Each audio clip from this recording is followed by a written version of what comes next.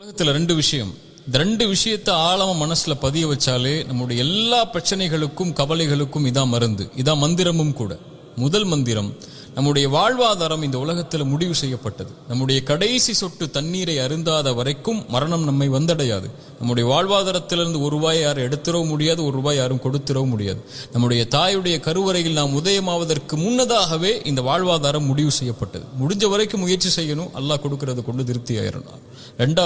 ரெண்டாவது மந்திரம், இந்த உலகத்தில் எந்த ஒரு தீமையும் சோதனையும் பிரச்சனையும் கவலையும் நம்மை வந்தடையாது இறைவன் நாடாத வரைக்கும். வருவது நலவு. குர்ஆனுடைய இந்த வசனத்தை கேளுங்க.